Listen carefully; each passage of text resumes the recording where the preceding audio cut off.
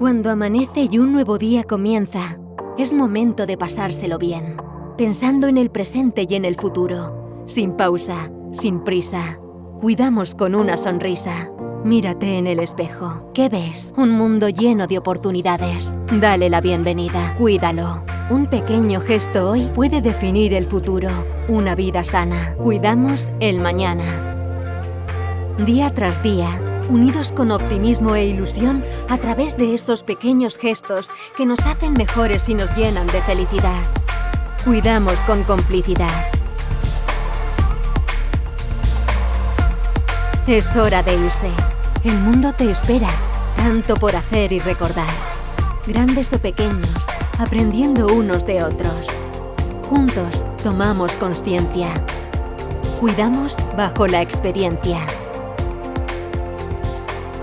Y al anochecer, revive los mejores momentos.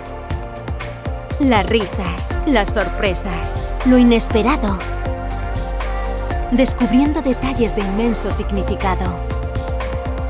De forma plena, completa, de principio a fin. Cuidamos de ti. GUM, cuidando cada detalle.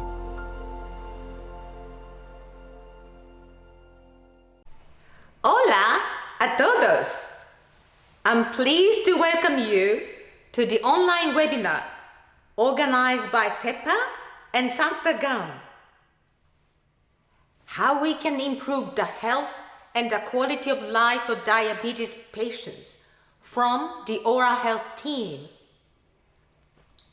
My name is Mayumi Kaneda, and I'm the director of the Sunstar Foundation, an organization dedicated to improving the quality of life of people everywhere.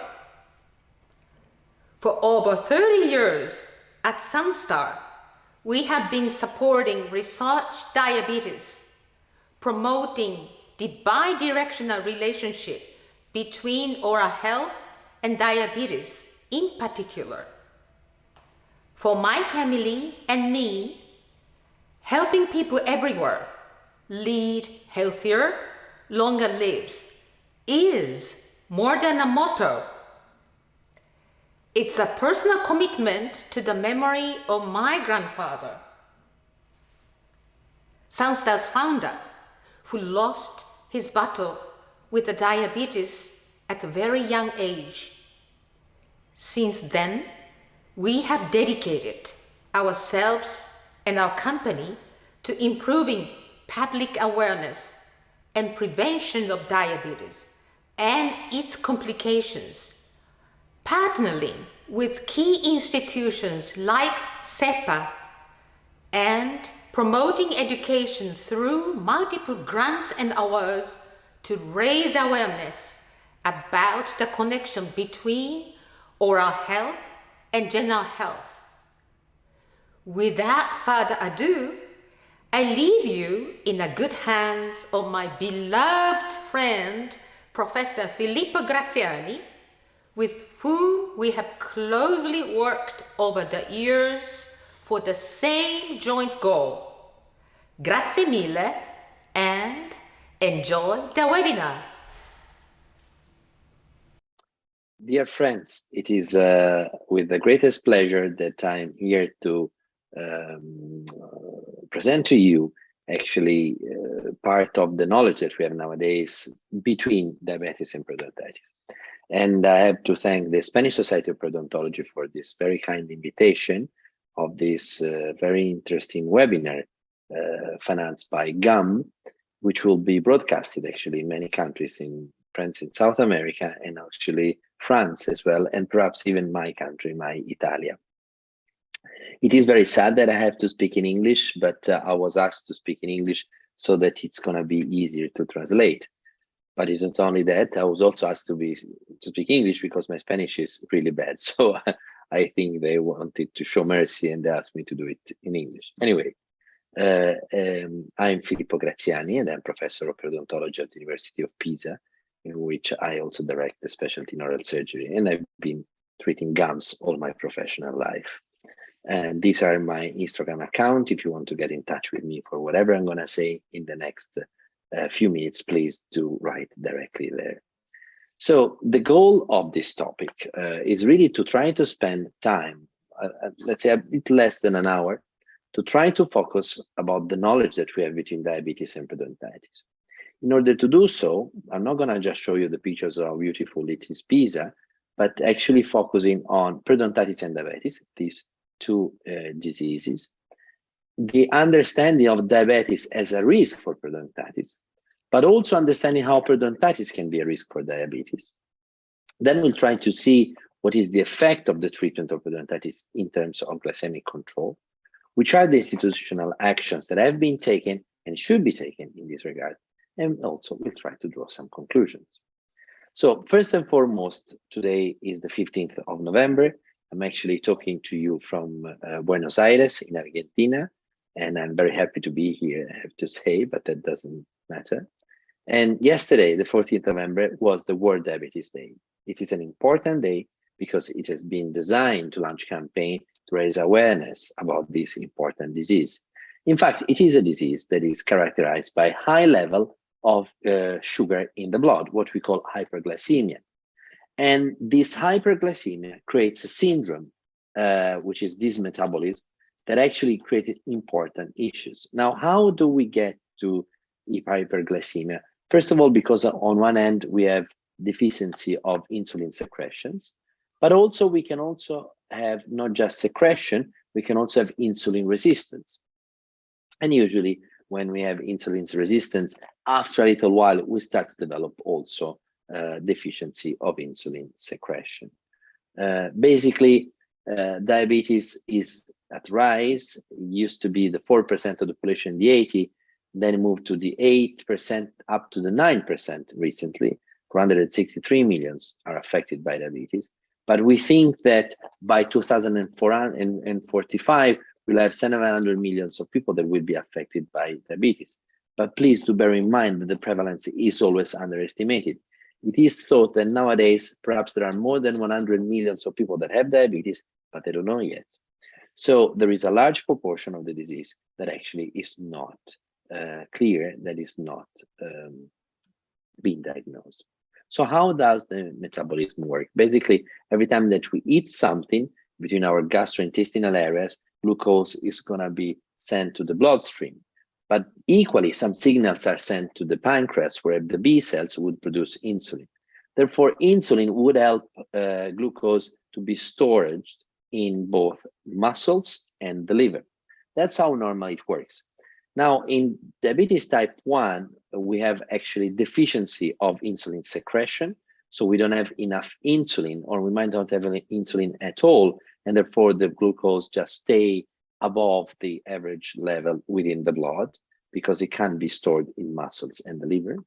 And in diabetes type 2, insulin may be produced normally, but there is an issue in terms of receptors, and therefore there is a sort of resistance to insulin, and therefore glucose would stay high. So these are two different mechanisms that are at the base of the most common type of diabetes. Clinically, that would actually translate in this higher level of glucose, this hyperglycemia, normally, which is above the 125 milligrams per deciliter. But one of the most important indicators is what is called HbA1c, glycated hemoglobin, which is above 6.5% in subjects affected by diabetes, both in type 1 and type 2.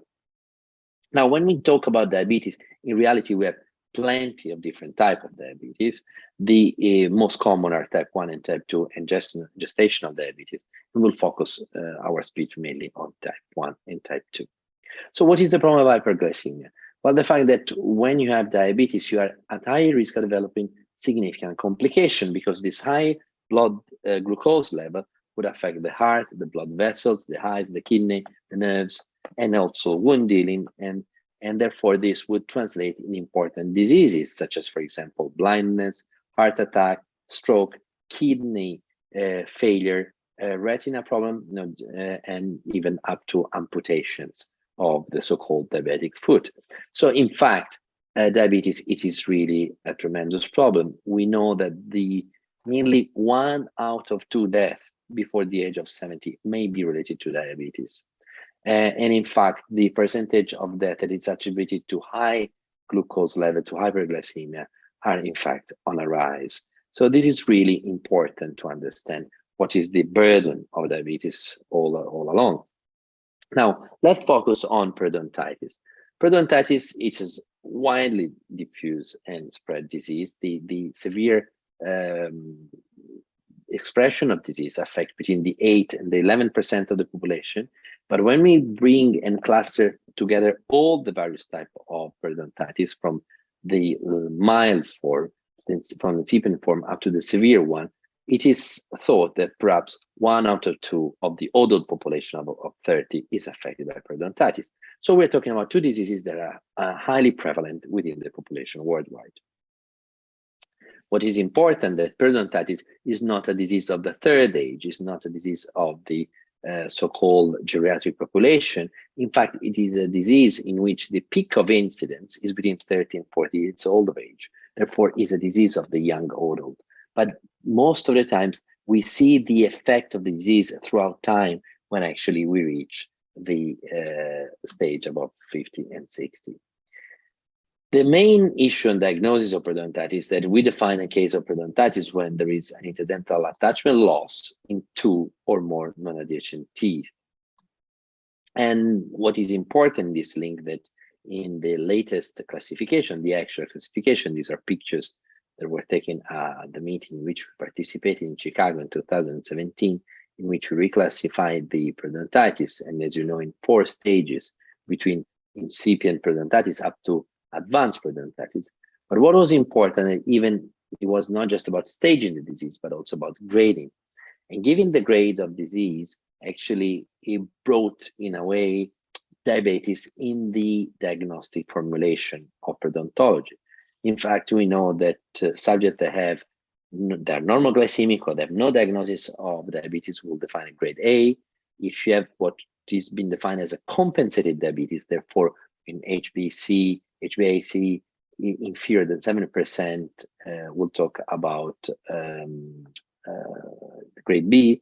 And when glycated hemoglobin is above the 7%, grade C would actually be diagnosed as it is, in fact, non-controlled diabetes. And the importance of periodontitis are their complications. As much as we have diabetes complication, the periodontitis complications are important because they lead to tooth loss and edentulea, which is a tremendous problem, not just socially, but also for the quality of life and for the general health of the patient. There are important issues related to the systemic health and the quality of life and the psychological impact of the disease on this population. So to bring all together these notions that we've just highlighted, diabetes and periodontitis are widespread diseases. An important proportion of the disease is not apparent for both diabetes and periodontitis, in fact. And what we know, that diabetes is known to have an impact on periodontitis to the point that actually has now a role in the classification of the disease. Now, let us move then to understanding the diabetes as a risk for periodontitis. Well, it is very clear that more than 20 years ago, 25 years ago, diabetes was defined as the 6th complication of periodontitis after retinopathy, nephropathy, neuropathy, and microangiopathy and delayed wound healing. And in fact, we know that diabetes actually complicates tremendously periodontitis. If you do have diabetes type 2 and it is an uncontrolled diabetes, you have 3 times the chances to develop periodontitis compared to the ones that don't have diabetes. If you have diabetes and it is not under control, you have 4 times the level of alveolar bone loss, and you have a higher tooth loss in uncontrolled diabetes when compared to the controlled one or people that are normoglycemic without diabetes. Therefore, diabetes enhances the risk of developing periodontitis, but enhances also the severity, because it's actually there is more bone resorption and more tooth loss if you have an uncontrolled diabetes. It is said that basically diabetes enhances the risk of incidence of periodontitis by 86%, which is very significant. This is very much related to the control, however, as I mentioned before. In fact, if we go and check the difference between the poorly controlled diabetes, namely the one that shows glycated hemoglobin levels that are very high, compared to the ones that actually have showed a glycated hemoglobin level that are still around the 6.5%, below 7%, something like that. There is clearly a very different in terms of progression of periodontitis. And in fact, subjects that are affected by pre-diabetes or subjects that have a very good control of diabetes have the same tendency of developing periodontitis as the ones that do not have diabetes. So it is not just about having diabetes, it is about having an uncontrolled diabetes that is related to periodontitis. Now, the issue of the controlled diabetes is something that it's worthy spend a few words on that. The patient doesn't come with an uncontrolled diabetes. Patients usually have histories of diabetes, and diabetes have fluctuation of hyperglycemia. Surely when we talk to our patients in our anamnesis and we understand the type of treatment that is doing, you would realize that somebody, for example, is under insulin for diabetes type 2 is perhaps someone in which diet and physical activity have failed, metformin have failed, and therefore eventually after their hypoglycemic medication, insulin moved forward. So what it meant that there are, by saying that the patient is taking insulin, is telling us that the previous treatment have been failing, and therefore you can actually imply that there has been important fluctuation of glycemia throughout the years. So this is why it's so important to talk to our patients to try to understand which type of treatment is being performed. And I'm very sorry because I just mentioned metformin before, but I wanted to talk about hypoglycemic medication. So what is the biological rationale that link diabetes and periodontitis? So how come that by having diabetes, you can have more periodontitis? Well, first of all, I would say there are three main mechanisms. First of all, there is an alteration of the microbiological component. There is an issue in terms of inflammation, and also there is a direct effect of hyperglycemia on the metabolism in terms especially of oxidative stress. Let me try to highlight this. First of all, now there is kind of a emerging evidence compared to a few years ago where, let's say, more certain, at least we accept more easily the fact that if you have diabetes and if diabetes is not well controlled, there might be a shift in your population of your dental plaque towards what are called pathogenic bacteria, towards periopathogens. So diabetics, subjects that have suffering diabetes and this diabetes is not well controlled, are most probably related to have a higher level of periopathogens. So there is surely a higher microbiological burden. But it is not only that. The main component is related to alteration of the host response.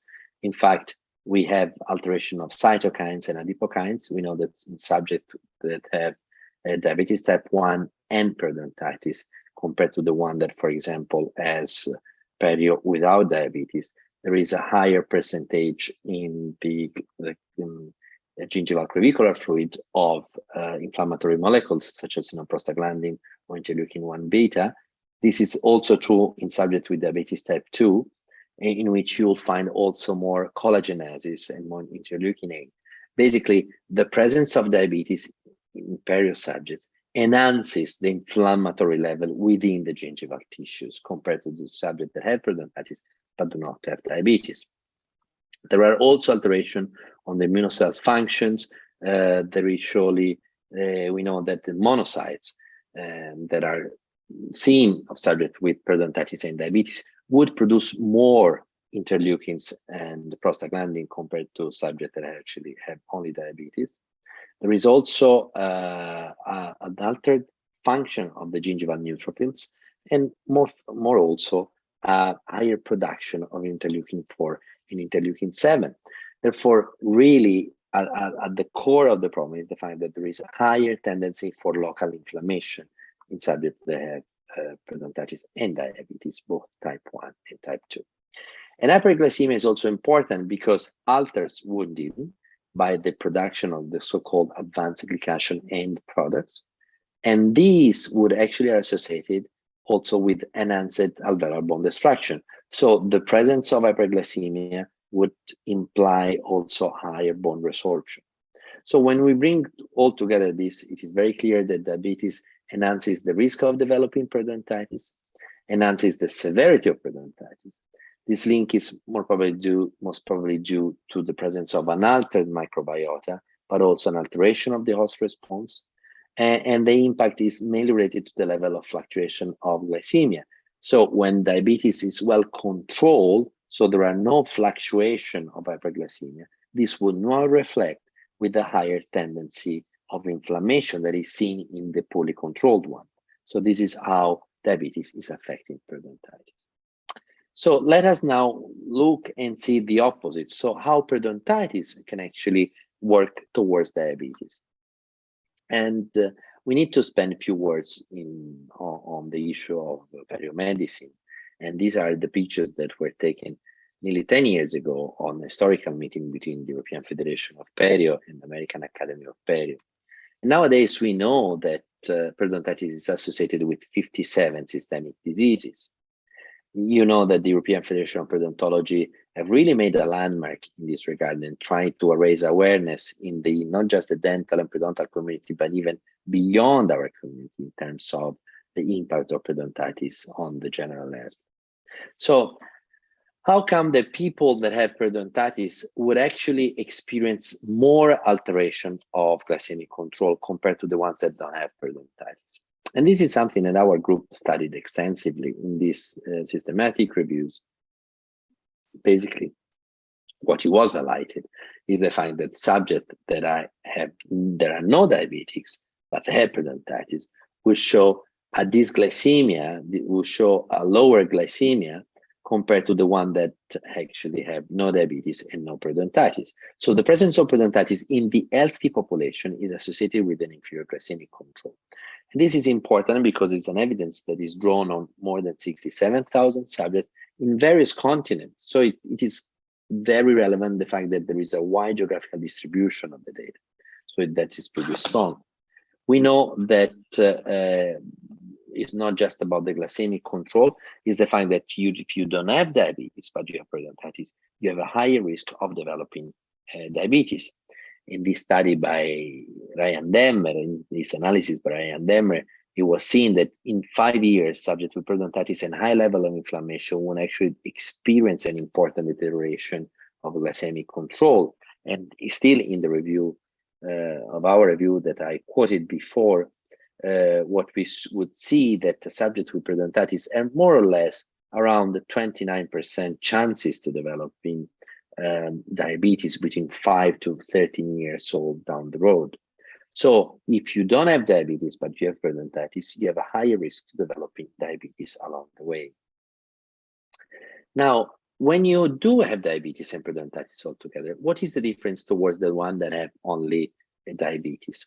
Well, there is a difference, a clear difference in terms of complication. In fact, we know that by analyzing all the study, it is clear that subjects that have periodontitis and diabetes have more complication of the one that only have diabetes. Mainly, this is true for diabetes retinopathy, that is frequent in subjects with periodontitis. In fact, the subjects with periodontitis and diabetes show larger venular retinal diameters. There are some important cardiorenal complications, and this classical study that are done on the Pima Indians on the population of the Gila River by the group of Bob Jenko that I will have the chance to quote later on. Basically, what it appears is that microalbuminuria or end-stage renal diseases were diffused in a sort of a dose-dependent fashion towards the severity of periodontitis. Thus, the more severe was periodontitis, the more was the presence of microalbuminuria or end-stage renal diseases. And that was true even in diabetes type 1 and not just in diabetes type 2. When we go and check the mortality instead, it is clear that cardiorenal death was more frequent in severe periodontitis cases within the diabetes population.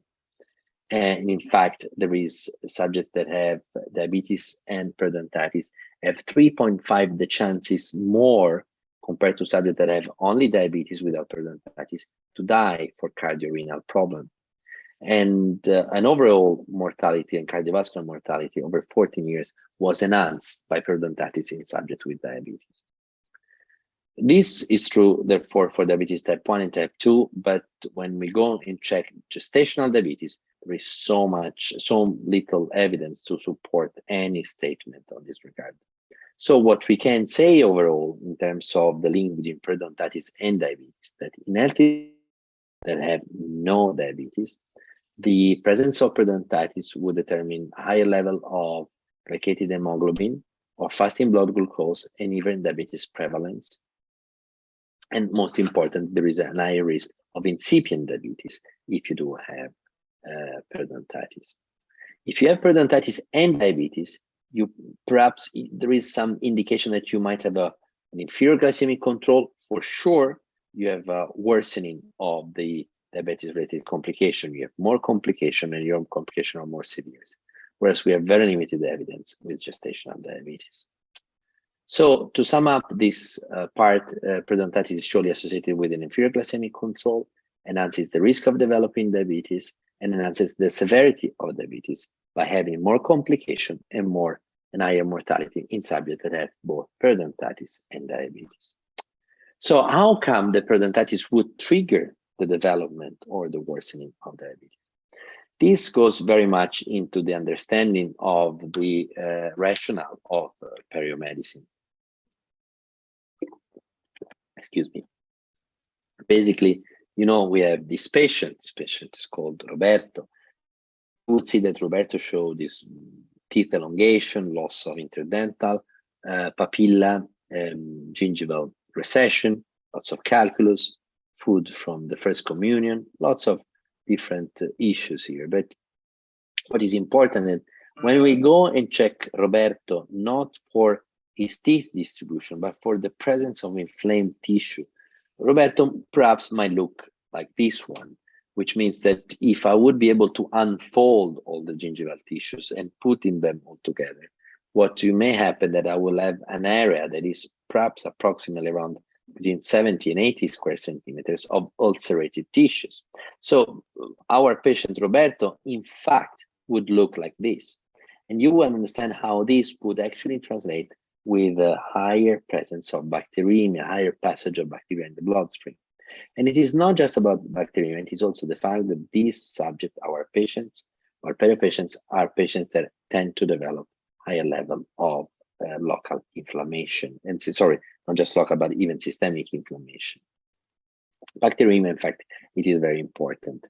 It is very important because we know that if you have periodontitis, it is very likely that very frequently you are developing a passage of bacteria in your bloodstream, which means that there is a higher chance that subjects with periodontitis would actually have continuous bacteremia in their bloodstream, which is something that is very relevant because we have proofs and we have lots of information that these bacteria might actually colonize some areas like the atromatous plaques, in which perhaps they might facilitate the ruptures and inflammation on the atromatous plaques.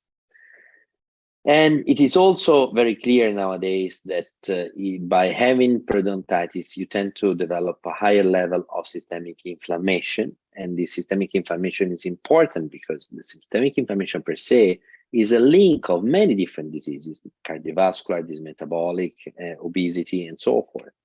In fact, the overall level chronic of enhanced inflammation is associated with important disease to the point that could be used, in fact, as a risk indicators for many diseases, even cardiovascular mortality.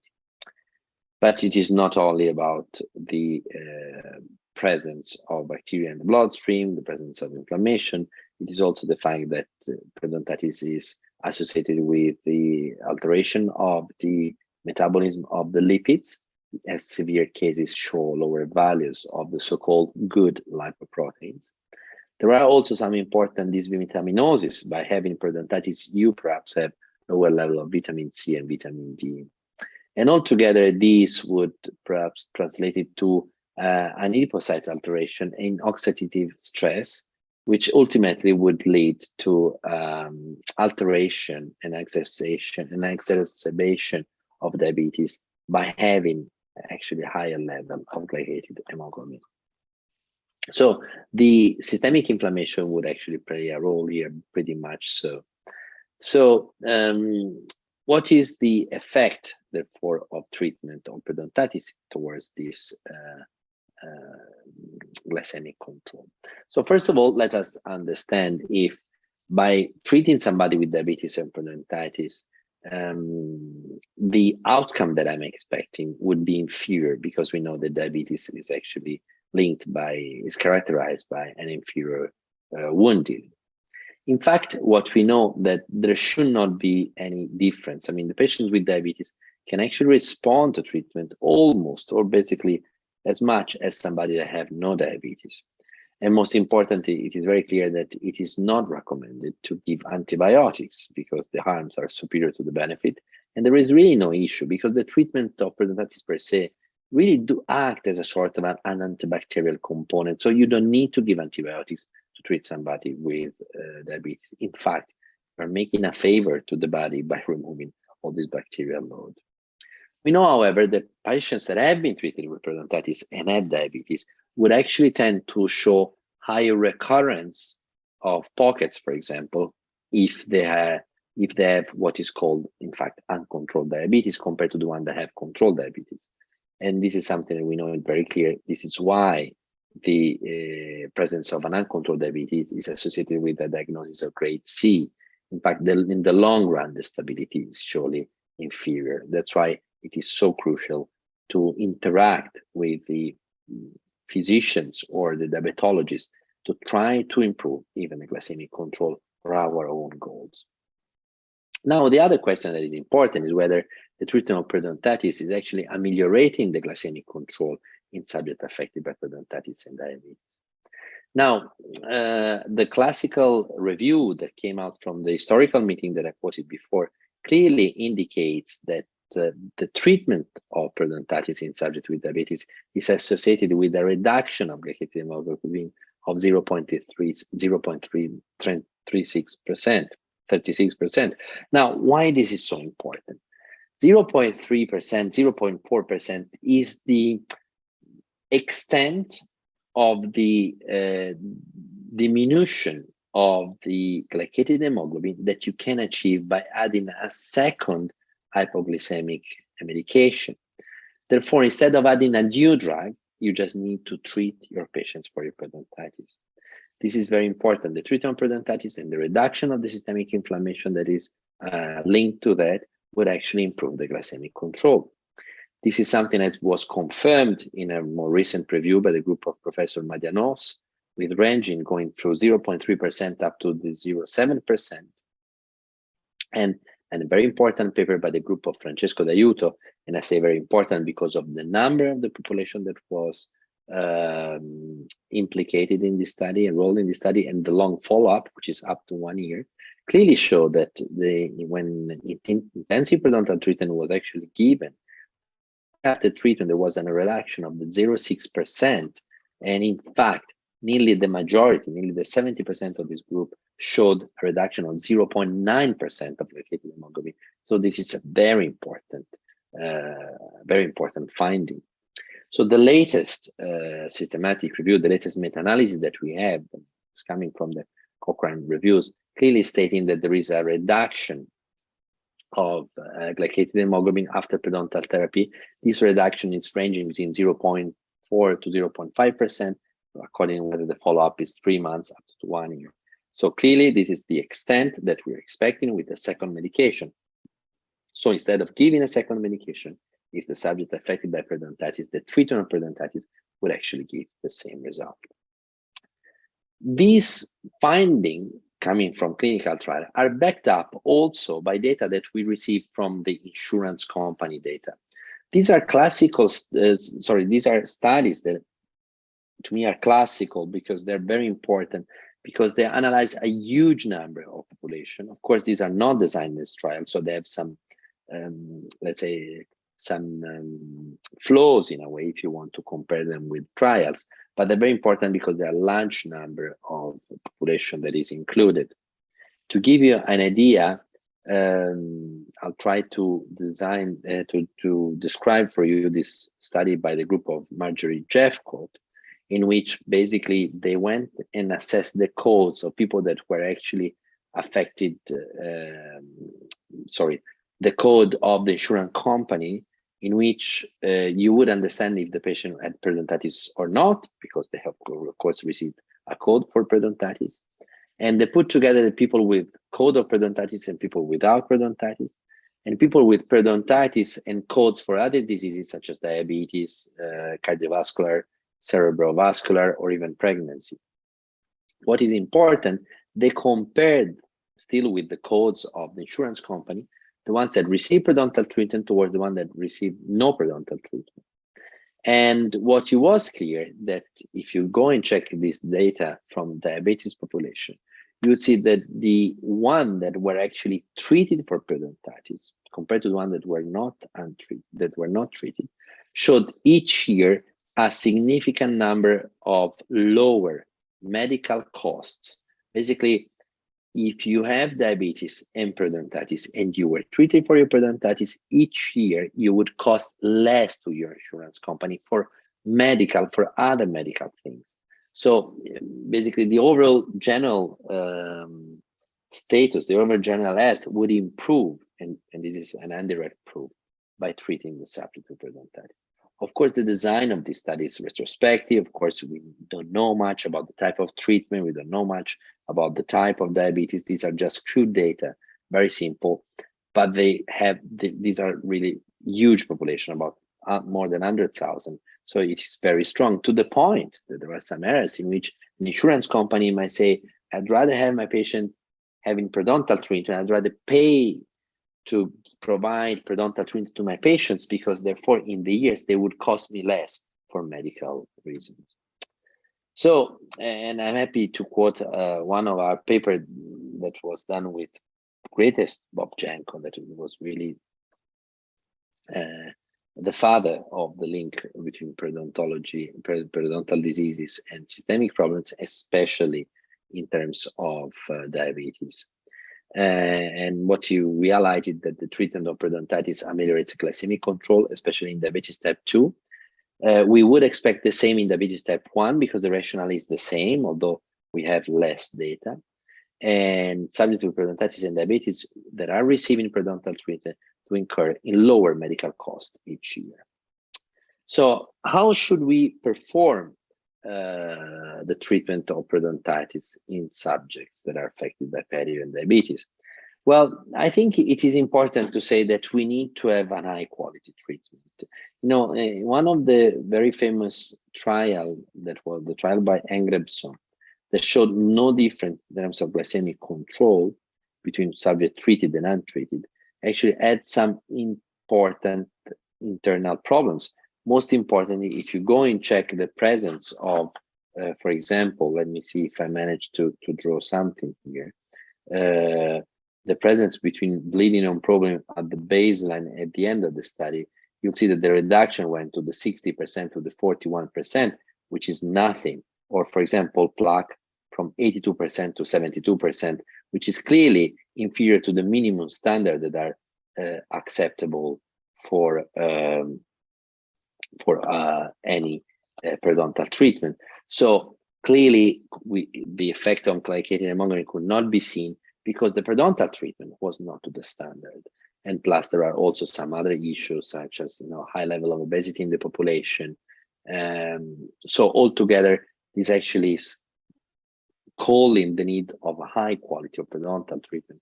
And now you'll see Carla. Carla is a patient of mine who's affected by diabetes type 2. That was the first examination. You see a very important periodontal pocketing. This is a stage 3 grade C generalized periodontitis, pretty intense case. There is also an endoperio lesion. This is the classical view from each sextant. And Carla was treated with non-surgical periodontal treatment, performed conventionally 3 appointments of 2 sextants each. And now we're going to see Carla 3 months down the road when we do the re-examination. And you see, before and after, there are important reduction of the inflammatory tissues. important changes, and we went especially from an inflammation that was on the 90% up to the 1%. And these are the views of the internal sextant before and after treatment. So how should we deliver the treatment? I mentioned that Carla was treated with 3 sessions of 2 sextants, because the issue that we have nowadays is whether to perform a conventional treatment or a full mouth. In a paper by Ginny Suvan, myself, Cristiano Tommasi, Ian Derks, that was the base of the clinical recommendation for the non-surgical treatment in the treatment of periodontitis and the FP guidelines, we clearly stated that there is really no difference between full mouth and conventional approaches in terms of periodontal parameters. Our group, however, showed a few years ago that there is an important difference in terms of acute inflammation in the first 24 hours. So basically, subjects that are undergoing periodontal treatment with full mouth approach in the first few days would have a tremendous systemic inflammation compared to what happens in subjects that are going to conventional treatment. And this was seen in C-reactive protein, interleukin C, and tumor necrosis factor alpha. But what was clear, it was the fact that biology doesn't know what is full mouth or conventional. Biology does know only the type of trauma. And so treatment time is associated with inflammatory response. The higher is the treatment time, the more inflammation you have when you treat the patient. Therefore, we apply the same study in the diabetes population, and I'm going to share to you with these data. These data are unpublished. They are now under review. They're under the second round of the review in a journal of our community. So you have to take this data with cautions, because of course they might be rejected or I might be asked to do other analysis. But I think it's important to indicate to you what we found, and let me just skip the tables. But the point is that by comparing full mouth and quadrant in diabetes population, they both worked fine the same, but yet even in this model, full mouth, the subject that were treated with full mouth showed a higher level of C-reactive protein and interleukin 6 in the first 24 hours. Why this is so important? This is important because when we go and check the reduction of glycated hemoglobin, the reduction of glycated hemoglobin was higher in the subjects that were treated with conventional quadrant treatment compared to the full mouth. And in fact, when we made this regression analysis, it was very clear by the secondary analysis that in subjects that are that are treated by full mouth would actually show higher level of C-reactive protein, and this higher level of C-reactive protein would actually be associated with a lower efficiency in terms of reduction of glycated hemoglobin. As in, what I want to say is that the inflammation, the post-operative inflammation that we have in the full mouth approach in subjects with diabetes may actually transfer to a lower efficiency in terms of reduction of glycated hemoglobin in the short run, because we know from the other literature that in the long run, this will also be affecting the full mouth. The importance of this data that, according to our group, in fact, there is also a study that will come out also on the obese population with diabetes as well, that in subjects with diabetes, we would recommend a treatment with conventional approach more than full mouth to be more efficient in terms of reduction of glycated hemoglobin.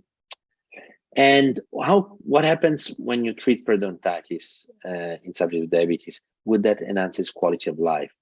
You know that subjects with periodontitis have significant impact on their oral health related quality of life. This is normally studied with these questionnaires.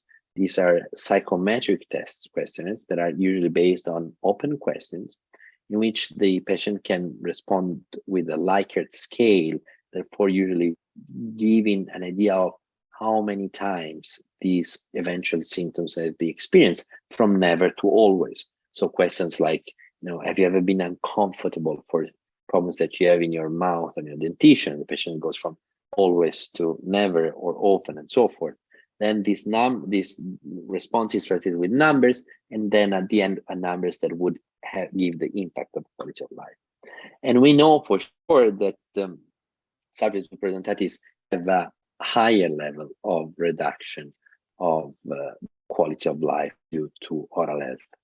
Now, in both our trials, it was clearly showed that by treating periodontitis, there was an improvement of oral health-related quality of life. This was also true not just in diabetes, but also in diabetes and the obese population. Basically, treating periodontitis in somebody with diabetes would enhance their quality of life to a very important extent. So, conventional full mouth protocols are equally effective, but full mouth protocols are associated with a higher level of inflammation in the short run. And there are some preliminary indications from our group that would suggest that therefore patient treatment might be more efficient in terms of reducing the biometric parameters, but in terms of having an impact on the glycemic control. But surely more research is needed. And most importantly, bear in mind that you don't need to give antibiotics to treat subjects with periodontitis. So let me now move to the last part of this webinar and try to see which are the actions that needs to be undertaken or even understood by the national societies and the institutions. And you can see these pictures. It's a very old pictures with a very fat Professor Graziani and other nice friends like Professor Tonetti, Professor Emetti, Dr. Gatti, Dr. Landi. This is the board of the Italian Society of Periodontology more than 10 years ago, when Maurizio Tonetti was the president and myself the secretary. And back then, it was made the first joint document between the Italian Society of Perio and the two Italian Societies of Diabetologists. And this was very important because it was the first attempt to really link different societies in raising the need of some common strategies. And most recently, a very important meeting of the European Federation of Periodontology, all together with the International Diabetes Federation, which is the federation of all the national societies of diabetology, that was sustained by one of the partners of the EFP, which was Sunstar, was held in Madrid. I remember it should be now 4 years already. In fact, I still had no beard at all, although I was not that fat like before, but that's a different story. And what was important is that some specific guidelines were released, although the mechanism to release was not the one that is officially recognized to the revised guidelines, but still these very important recommendations were produced by this component, by these two federations. And what basically the call was that the doctor who would actually advise and investigate symptoms within the population, oral symptoms, and if they were present, they would refer to the dentist. If not, they would send patients with diabetes anyway once a year to be screened for the presence of periodontitis. And what the dentist should do, well, basically they would advise all patients with diabetes about the potential implication in terms of periodontitis, but at the same time, patients with periodontitis, they would be investigated for the presence of diabetes. And what is important, if the patient has diabetes and perio, non-surgical treatment should be given without delay. Once again, I would say without antibiotics. Treat periodontitis in subjects that have diabetes, you are actually making them a favor in terms of inflammation. And you can do all the surgery implants you want, provided that diabetes, however, is under control. And if there is a risk for diabetes, patients should be referred to their doctors, and screening is actually essential. But I will move a little later about screening. That was the base of a very important project of the European Federation of Periodontology that I'm very honored to have been the chairman of the committee that actually created this wonderful material that you can still download from the EFP website. And in fact, the EFP strongly supported the World Diabetes Day. And I don't know whether you can actually even hear the music. This is one of the animation that were the base of this campaign. Now, what it was clear, however, is the fact that this meeting between diabetologists and periodontists was, let's say, massively endorsed by the diabetologists. It was very much supported by publication in their journal and diffusion in their congresses. But the problem is that people with diabetes are hardly seen by diabetologists. They might see them by diabetologists when they are really in diabetes crisis in the hospital or some severe cases, but the majority of people with diabetes is followed by the family doctors. Therefore, this summer, last July, the European Federation of Periodontology met with the WONCA, which is the Association of the Family Doctors, and this was organized by Professor David Herrera, who was the chairman of the workshop committee of the European Federation of Periodontology, and you see him here smiling with all his beauty, and he's one of my closest brotherly friend. So I'm very happy to say hi. I know he will not listen to this webinar, but in case he will, I just say ciao hermano. And you see there are a bunch of very nice friends here. There was Madrid this July. It was very cold. I think it was only 48 degrees, but it's a different story. So what came out from this very important meeting, because it was with the family doctors, the question is whether dentists should assess diabetes in the practice, and the answer is surely yes. We know, in fact, and this is a very important information, that the patient would see a dentist more often than family doctors. In fact, there are patients that are going to the dentist twice a year, but they don't go and see their doctors. So this would imply that dentists are really at the forefront in terms of general health. So they could be really a place for screening, or at least to try to detect some disease, because the high percentage of diabetes in subject with periodontitis in a way enhance the question. So how should we assess diabetes in the practice? Well, first of all, point number one, without even thinking about blood testing, is to use a validated questionnaire to identify patients at risk. There are validated questionnaires in each country. It is important that it is validated in your country, because some countries might have some risk factors that are not present in others. When the high risk is detected, then the patient could be sent to blood testing, or even, for example, a point of care in the practice for the practices that are very keen to try to develop these. This, in fact, would not flood family doctors, because one of the main concern of the family doctors, one of the main concern of the family doctors is that they receive so many people, they have to prescribe so many blood tests. So in a way, they were very happy that we might help them. So validated questionnaire, patients at high risk, and if the patient is at high risk, then therefore we would move to a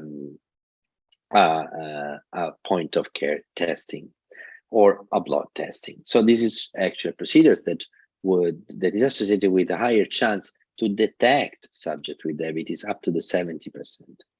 And national societies should back up this as well. This is just a recent campaign from the Italian Society of Periodontology, supported by Sunstar, about a decalogue, 10 points to improve oral hygiene procedures if you have diabetes.